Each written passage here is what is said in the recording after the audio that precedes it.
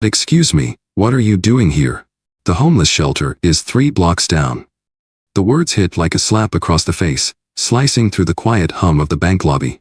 Conversations stopped mid-sentence. The clink of coins, the soft shuffle of shoes on marble, gone. All that remained was the sharp sting of those words, hanging in the air like a foul smell. You stand there, your breath catching in your throat. Every pair of eyes in the room pivots toward you, some curious, some judgmental, a few already convinced they know your story without hearing a single word. Your tailored navy suit, your polished shoes, even the leather portfolio in your hand, none of it matters. To them, you are just another stranger who doesn't belong. The teller's smirk widens. He leans back, voice rising so the entire lobby becomes his stage. This is a private banking institution, not some check-cashing place. We don't handle EBT withdrawals here. Laughter bubbles from somewhere behind you, not loud, but enough to burn. Phones come out. Screens light up. A red recording dot blinks in your peripheral vision. Every move you make now will be frozen, clipped, shared. The clock above the counter reads 12:30 p.m. A brass plaque on the wall announces an executive board meeting, 1:15 p.m. You notice the security guard's uneasy glance, the branch manager's stiff posture as she walks toward you. And then comes the final push. How much are you trying to take out? He asks, already sure it's more than you could possibly have. You slide the withdrawal slip across the counter. Slow, deliberate, like you're placing evidence on the table. $25,000, you say, your voice steady. The room inhales. Phones tilt higher. You could almost hear the collective thought, she's lying. She's scamming. But you know something they don't. You know the real reason you walked into this branch today. And when they find out, every smirk, every sideways glance, every whispered word will collapse under the weight of the truth. Take a breath. Don't flinch. This is where everything changes. It starts subtle. You notice it in the way people shift their weight, the tiny steps they take to close the gap between themselves and the telecounter, like they want to see more, hear more, judge more. It is not just a line of customers anymore. It is a wall.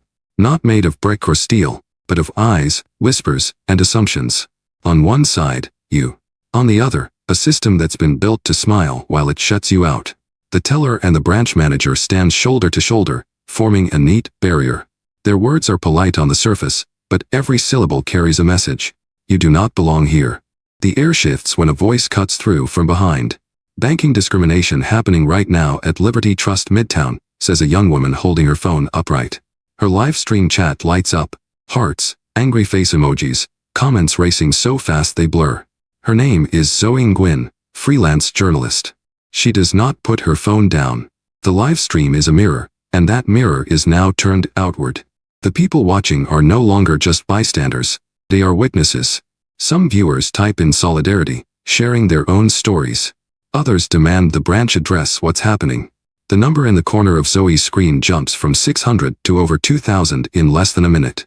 And then, an unexpected ally steps forward. Councilwoman Patrice Green had only come in to deposit a campaign check. She watches for less than 30 seconds before pulling out her own phone.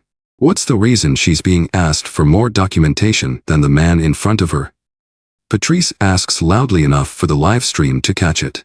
The branch manager's face stays neutral, but her voice tightens. We have security protocols for certain account types. That phrase again, certain account types. It is meant to sound technical, but everyone in the room hears the code beneath it. Your pulse steadies. You have seen this before, but never from this angle. The wall they are building in front of you is tall, but the mirror Zoe holds up is taller.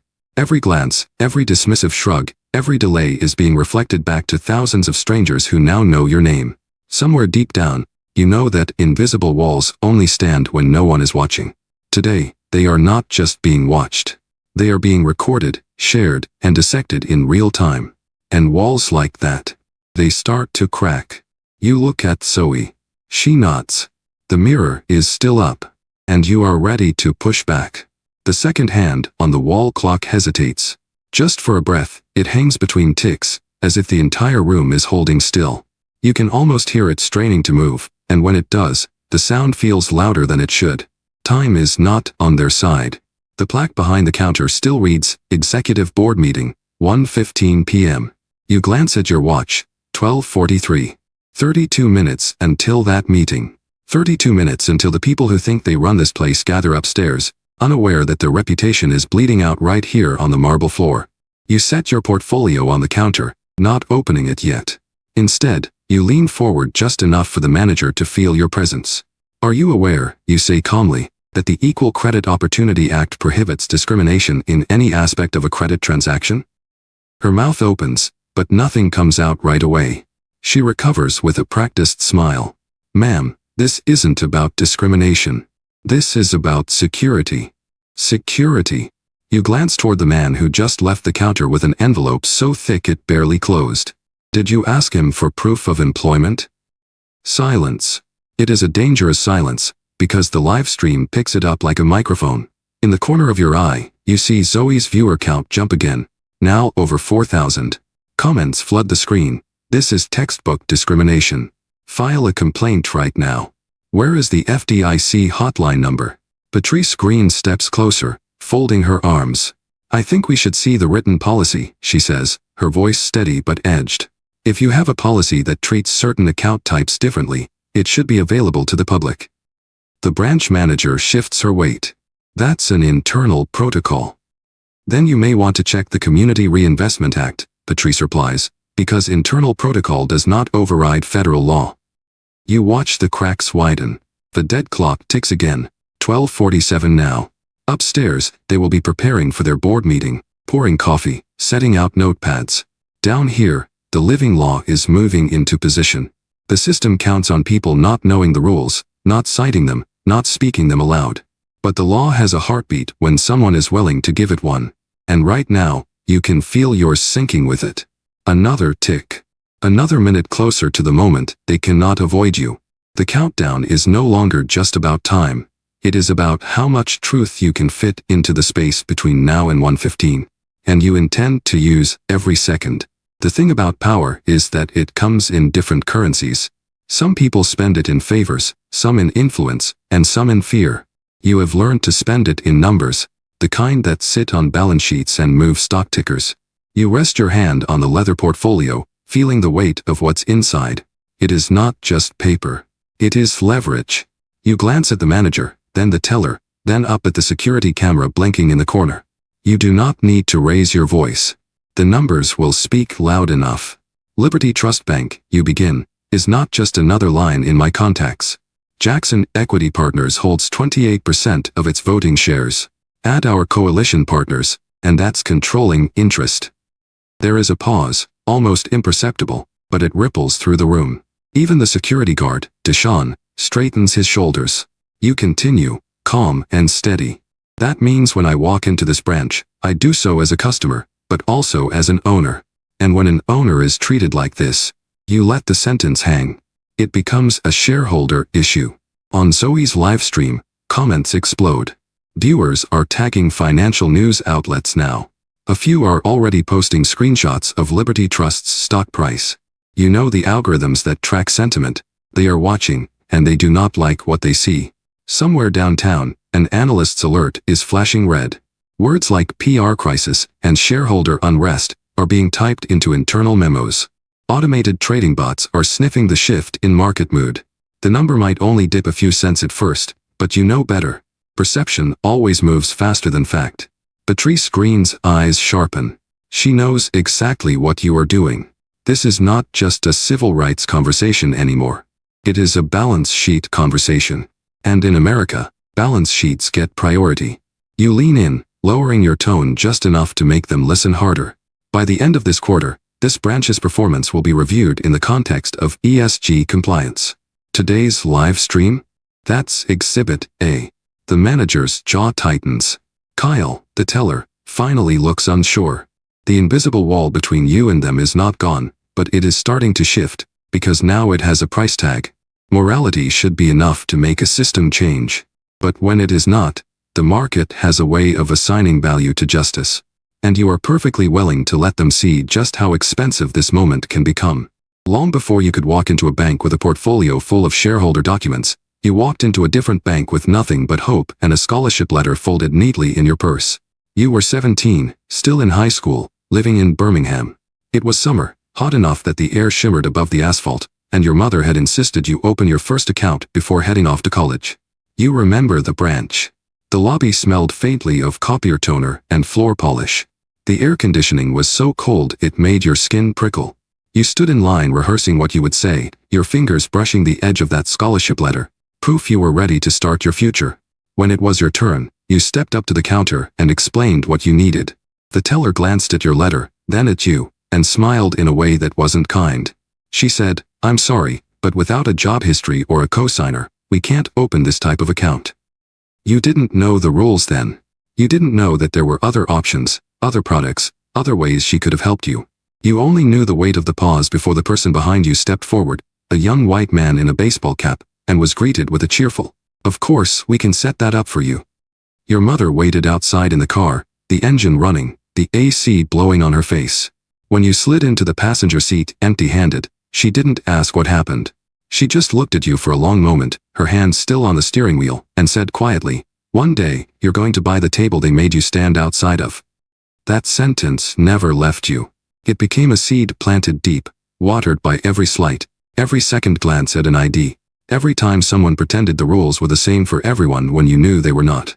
So now, standing in this lobby decades later, feeling the same cold air on your skin, you know exactly what this is. And you know you're not that 17-year-old anymore. The scar from that first rejection isn't just a reminder, it's a blueprint. It taught you how to walk into a room like this one and leave with more than they ever intended to give you. Today, that blueprint is open, and you are ready to use it. The manager's voice sharpens as she repeats the phrase like it is a shield. "It is our policy." She says it slowly, as if the weight of those words can anchor her position. But you have been in enough boardrooms to know when policy means cover. The air in the lobby has changed. It is thicker now, heavy with the tension of people choosing sides. Some customers edge closer, curious. Others keep their distance, pretending to scroll through their phones while their ears stay tuned to every word.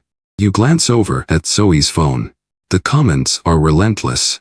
Someone posts a clip from just last week, a man withdrawing $45,000 in cash at a Liberty Trust branch across town, no questions asked. The man is white. The clip is time-stamped.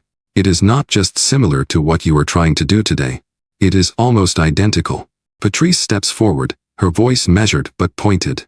"If your policy applies equally, then why do we have proof that it doesn't?"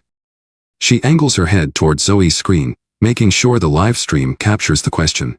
The manager stiffens. "We perform random checks to ensure compliance." Random. Patrice repeats the word like she's tasting something sour.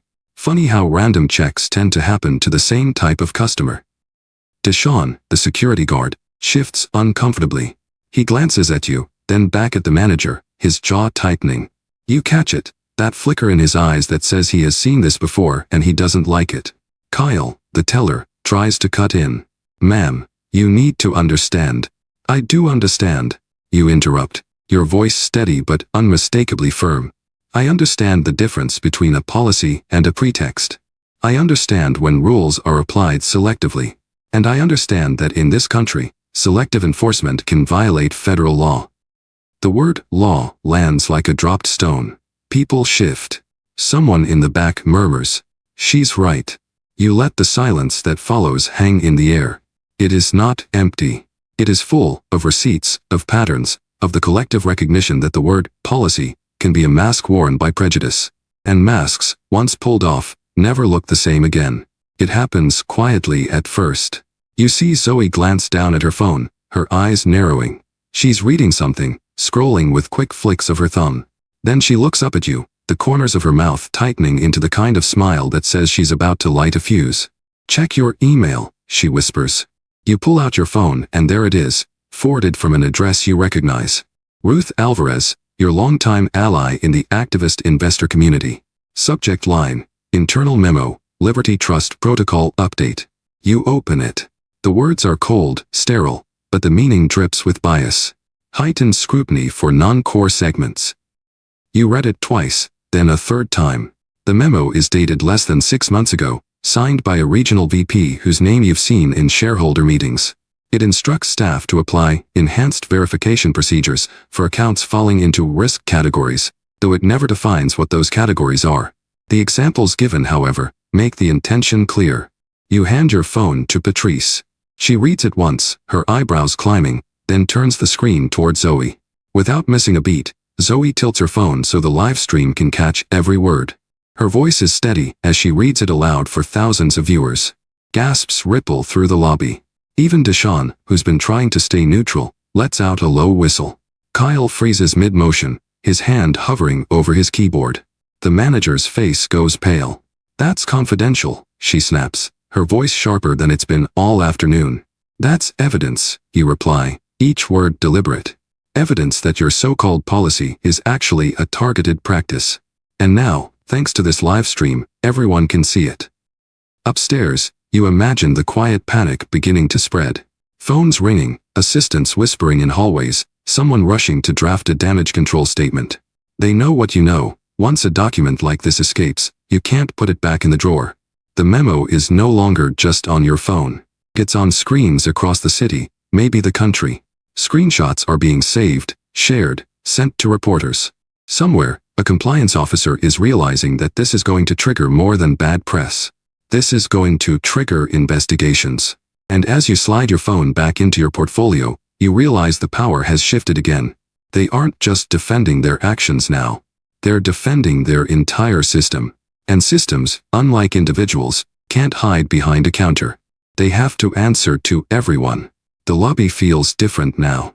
The leaked memo has changed the air, heavier, charged, like the moment before a summer storm when the wind dies and the sky turns a deeper shade. You can sense it in the way the customers lean forward, in the way Kyle avoids your eyes, in the way the manager keeps glancing toward the back offices as if an escape route might appear. You rest both hands on the counter, steady and deliberate, and finally open your leather portfolio. Inside, the documents are crisp, each page a weapon if you choose to use it. But it's not the pages you reach for. It's the card. Heavy, embossed, and unmistakable to anyone who knows what they're looking at. You slide it across the counter, face up. The gold lettering catches the overhead light. Kyle looks at it, then laughs nervously.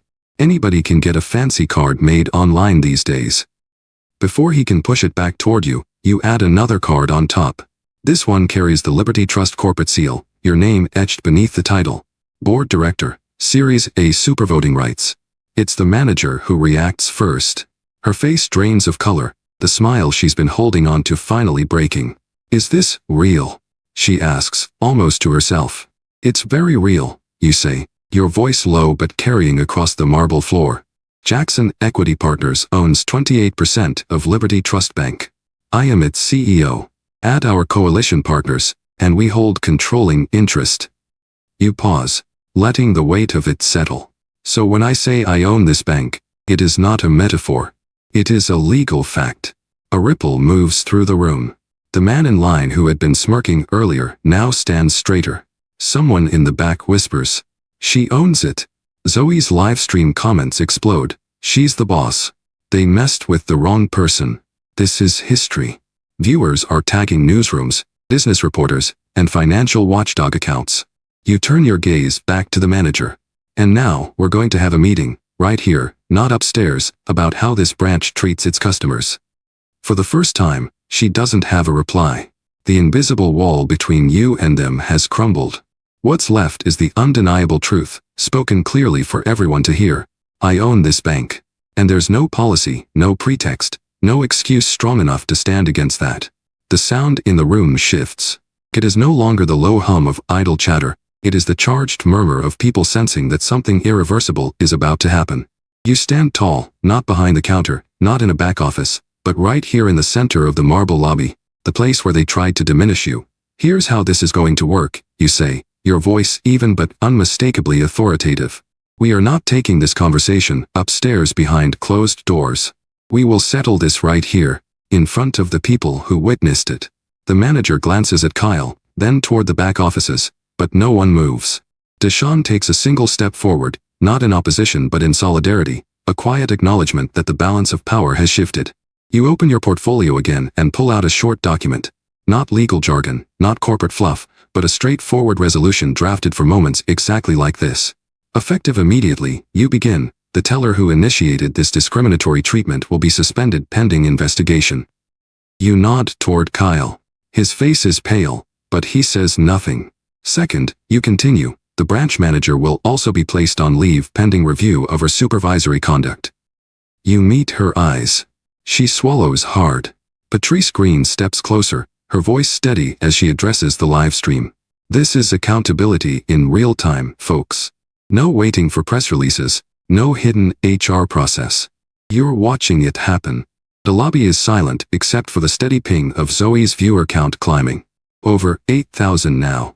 Comments fly past the screen. This is unprecedented. History in the making. Finally, someone with power using it for justice. Third, you say, this branch will undergo mandatory bias recognition training for all staff within the next 60 days. 40 hours initial certification, annual recertification required. You hear the whispers ripple through the customers. Surprise, approval, disbelief that it's happening right here. And lastly, Liberty Trust will establish a $5 million community fund dedicated to supporting minority-owned businesses in the Atlanta area. This branch will be the first to manage those accounts. No one claps yet. They are too stunned. But the energy in the room has transformed. The lobby where they once watched you be questioned is now the stage for a public reckoning. You close your portfolio. Resolution passed. You say simply. And just like that, the air feels lighter, not because the work is done, but because, for once, justice didn't have to wait for a boardroom. It happened right where the harm began. The lobby still hums with the energy of what just happened, but outside these glass doors, the ripple effect is already spreading. In Midtown office towers, financial analysts are refreshing their screens, watching Liberty Trust's ticker twitch like it's caught in a sudden wind. At first, it's just a fractional drop, nothing dramatic. But then the social sentiment scores start flashing red, and automated alerts hit brokerage desks across the city. Words like shareholder unrest, boardroom conflict, and ESG risk begin appearing in internal chat threads. Zoe's live stream hits 12,000 viewers before you've even left the counter. A major cable news producer messages her directly. They want a segment tonight. Patrice is on her phone with a reporter from the Atlanta Journal-Constitution, her voice low but firm. The leaked memo, the live stream, your declaration of ownership, it's all out in the open now. And then the community response begins. A local business owner watching from his store posts a message. I'm moving my accounts to Liberty Trust. If they're going to clean house like this, I want to be part of it. Minutes later, another comment appears. Just closed my account here last year because of how I was treated. This makes me want to reconsider. It's not all praise. Some messages drip with skepticism. Let's see if this is just for show. Others are openly hostile, accusing you of using your position to humiliate hard-working employees. You know this was never going to be unanimous. Real change never is. On Wall Street, the movement is mixed. Some traders see opportunity, buy low before the inevitable rebound. Others dump shares, unwilling to ride out the storm. The stock dips 3% before market close. By the end of after-hours trading, it's already crawling back.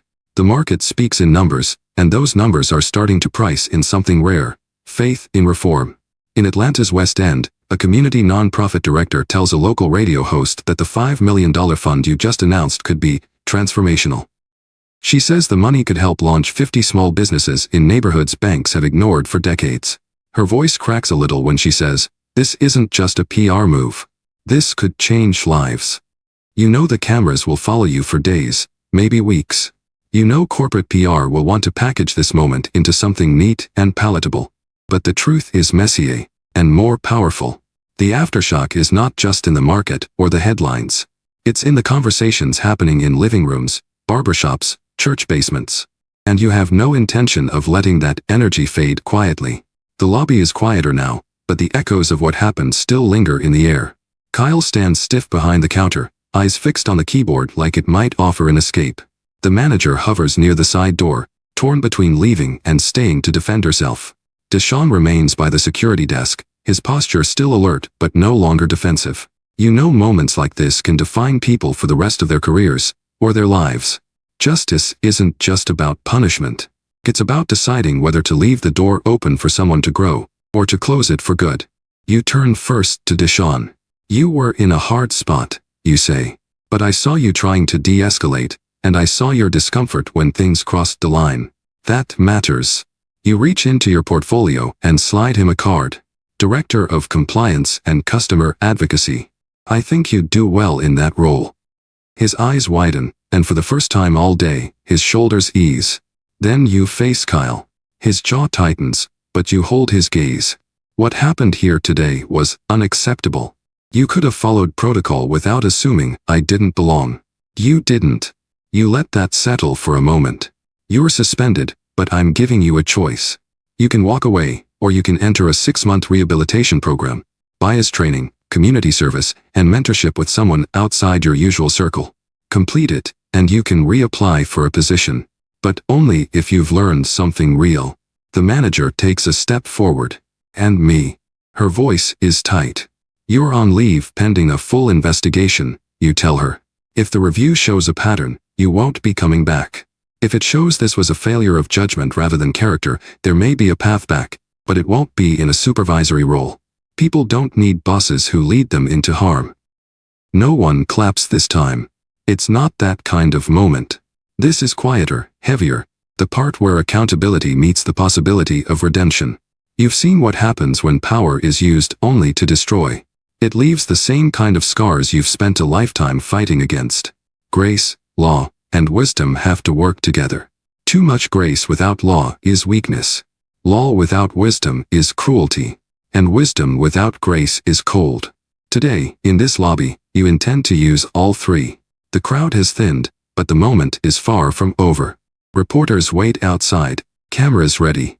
Zoe's livestream is still running, her viewers holding steady in the thousands. Patrice stands beside you, arms folded, a quiet show of solidarity. The air in the lobby feels lighter now, but you know it's not because the work is done, it's because the truth has been spoken out loud. You turn toward the livestream camera. What happened here today, you say, isn't just about me. It's about a system that too often assumes who belongs and who doesn't. And it's about what we can do when we're prepared, and when we stand together. You let the words settle before continuing. First lesson, know your rights. Whether it's the Equal Credit Opportunity Act or the Community Reinvestment Act, learn the laws that are supposed to protect you. Knowledge isn't just power, it's armor. Second lesson, document everything. If Zoe hadn't gone live, this would have been another invisible moment. A complaint without witnesses is just a story. But when you have proof, photos, video, records, you have leverage. Third lesson, build alliances. I didn't stand here alone. Patrice, Zoe, Deshawn, and every person watching helped make this happen. Change doesn't start with one person, it starts with one person finding others who care enough to act. You shift the portfolio under your arm, feeling the weight of it. And last lesson, use whatever leverage you have, your voice, your vote, your network, your resources, to push for justice. Morality should be enough to change the world, but when it's not, the market, the law, and public pressure can be powerful allies. The chat feed is full of hearts and comments now. Preach. Taking notes. We need more leaders like this. You draw a breath and look directly into the lens. I'm making a public promise. Liberty Trust will not just repair what's broken, we will set a new standard for fairness in banking. And I will be here, visible and accountable, to make sure that happens. If we fail, you'll hear it from me first. Outside, the hum of traffic mixes with the clicking of camera shutters. Inside, you feel the shift, the moment when a fight turns into a movement. You nod once to Zoe. Let's make sure this doesn't end here.